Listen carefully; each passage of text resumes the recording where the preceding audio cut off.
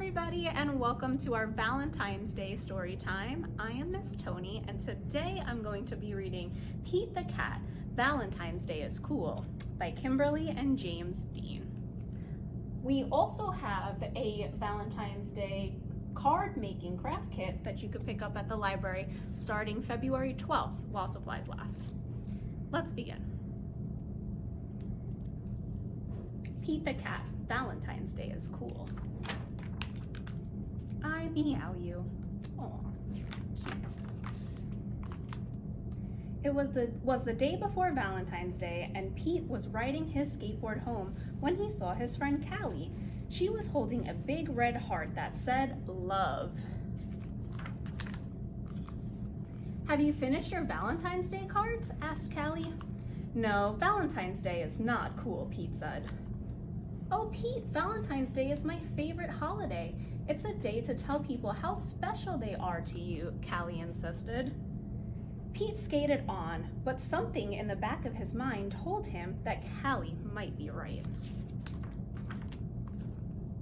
By the time Pete got home, he had decided that Callie was right about Valentine's Day.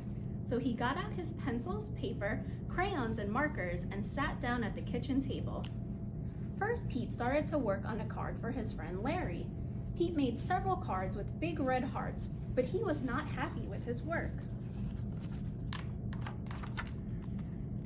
Pete wanted to make the perfect cards for every cat in his class.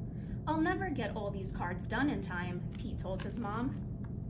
Pete's mom smiled. "Just do your best," she said. "Just tell Larry why he is cool. There is something cool about every cat."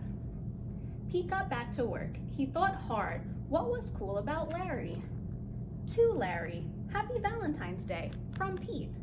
"Perfect," Pete said. After that, it didn't take Pete long to make cards for all the boys. Then Pete made special cards for all the girls and wrote "Love Pete" on each one. And of course, he made the biggest heart-shaped card for his mom. Aww. The next day, Pete and Callie waited for the bus together. "I decided you were right. Valentine's Day is cool." "That's awesome," Callie said. "By the way, I am having a Valentine's Day party at my house after school if you want to come." The bus pulled up then, and Pete and Callie got on. Mr. Ted, the bus driver, smiled and said, "Good morning." But as soon as they were in their seats, Pete put his head in his paws. "What's wrong?" Callie asked. "I forgot to make a card for Mr. Ted," he cried. Then Pete thought, "But I can make him an awesome card before we get to school." Pete pulled out a piece of paper and colored pencils from his backpack. He began to draw. "Happy Valentine's Day.